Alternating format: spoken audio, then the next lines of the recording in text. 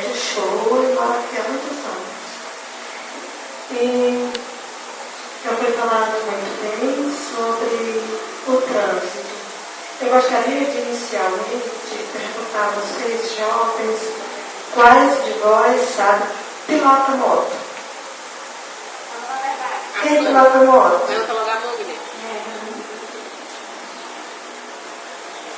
Inicialmente, eu gostaria de dizer que a alta velocidade nos transmite uma sensação de liberdade. Porque cada vez que nós aceleramos a moto, até parece que vamos voar. É ou não é? E é muito bom, né? Entre aspas.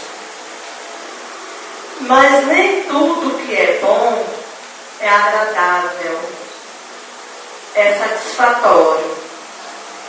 E aqui em Juazeiro do Piauí, é assim algo extremo.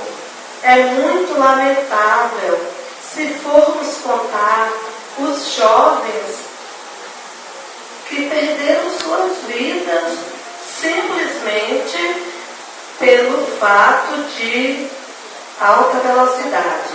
E tem aquele certo ditado que álcool e gasolina não se misturam. E quando você ingere a bebida, aí sim você se sente mais liberto. E a vontade de pilotar. Não é necessário ter pressa. Devagar se chega lá. Logo que eu aprendi a pilotar moto, eu aprendi mais ou menos. Eu lembro que uma vez eu vinha com o Francisco, e foi bem na época que eu tinha aprendido o canto que ele diz: hoje livre eu sou. E cada vez que eu dizia, hoje que eu vinha cantando, eu gosto de pilotar cantando. E cada vez que eu pilotava, que eu dizia, hoje livre eu sou, eu aumentava a velocidade, eu vim só com 90. Mas já experimentei 100 e pouco. É bom? Maravilhosamente, entre aspas. Mas eu gostaria de dizer para vocês, repetindo o que já foi dito, que não é legal, não é interessante. E quando vocês forem pilotar, que começar a se envolver com a velocidade, achar que está indo muito bem, eu gostaria de dar um conselho. Se naquele momento vocês não vão pensando em vocês, lembrem-se que na casa de vocês tem alguém esperando por vocês. E que esse alguém quer ver você chegar alegre, vivo. Não seria nada interessante que vocês, tão jovens que pilotam, saísse para uma festinha ou qualquer viagem e chegasse numa ambulância dentro de um caixão. Agora mesmo, recentemente, perdemos o Edilson, que é filho da Gonçalo. É o segundo filho que ela perde na mesma situação. E outra coisa, por mais que pai e mães de vocês estejam em casa rezando por vocês, vocês vão morrer se vocês não diminuírem a velocidade. Porque eu dizia muito para meu filho, eu falava: Samuel, eu rezo muito por você, eu peço muito a Deus, mas se você não diminuir a velocidade, Ele não vai matar você morrer, não. Eu gosto muito de dizer que por mais que eu clame, pedindo a Deus para eu não me queimar, se eu chegar e pôr meu pé no fogo, por melhor que Ele seja, um Pai mais amoroso, mais em tudo, perfeitíssimo, eu vou me queimar. Eu pedi, eu clamei, mas eu coloquei meu pé no fogo. Se o fogo está aqui, eu coloquei, logicamente eu vou me queimar. E repito, pense em vocês, um futuro brilhante pela frente, vocês jovens, estudantes, no futuro pode estar aqui, mas não estão, ou em outro lugar. Não queiram para vocês algo que não é favorável. E eu costumo dizer que eu tenho trauma de acidente. Eu ando de moto porque é o único transporte que temos. Mas eu tenho trauma porque o primeiro acidente lá em casa foi do meu primogênito Samuel, que todo mundo que me conhece, que nos conhece, sabe. Era uma pessoa muito alegre, muito responsável, muito trabalhador, com um futuro brilhante pela frente. Estava prestes a realizar o maior sonho da vida dele, que era possuir uma moto.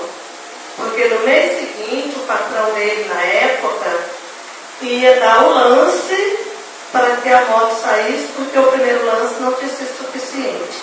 Tirando a habilitação e tudo. Estava no auge da felicidade, como qualquer outro jovem. E resultado, alta velocidade, uma estrada reta, tinha animais, ele foi desviar, perdeu o controle, desceu a pista, andou aproximadamente 30 metros, freado, o pneu traseiro. E quando freou o dianteiro, a moto pilotou, ele caiu ali, e a moto foi ficar assim como onde eu estou, talvez naquela parede. E resultado, perdeu tudo. Num segundo, porque andava sem capacete. O médico que o atendeu atestou que se ele andasse com capacete não teria chegado a óbito, porque ele não quebrou nada. Apenas esse lugar aqui, a região da cabeça, que nós chamamos de muleira. E aí, ele bateu com a cabeça numa pedra, e aquela película que envolve o cérebro se partiu. A massa cefálica saiu um pouco. E quando a massa cefálica sai, eu acho que não tem cura, né? E derramou muito sangue também. E eu gostaria de pedir a vocês, tenham paciência, não tenham pressa. Como eu falei inicialmente, é bom, mas nem tudo que é bom é agradável. E eu tenho trauma porque foi o primeiro acidente. Minha filha, com 4 anos, teve um acidente horrível, foi colhida violentamente por uma bros, que só não morreu por milagre porque foi 10 metros distante, ela foi ficar. Não sabemos como. Depois, o Francisco vinha com a Raquel e o Gessé caíram na ponte porque o pneu explodiu. E só não morreram porque vinham bem devagarinho, todo mundo de capacete. O Gessé falou assim: mãe, eu senti uma ligeira tontura e minha vista escureceu. Se eu viesse sem capacete, eu tinha ficado ali. Eu estou falando isso para vocês verem o valor do capacete. E depois o José sofreu um acidente aqui na estrada, que só não morreu porque ele bem devagarinho. Mas muita gente viu, porque muita gente visitou e muita gente viu através do Facebook.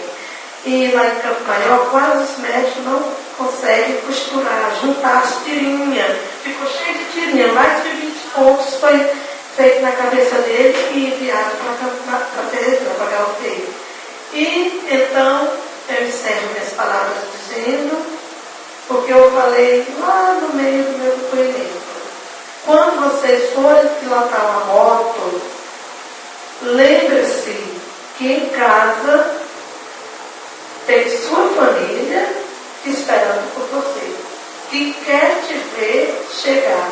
E lembre-se, a alta velocidade pode, em questão de segundos, tirar a vida de um jovem, de qualquer um de nós, principalmente um jovem que está no início da vida e que tem um futuro pela frente.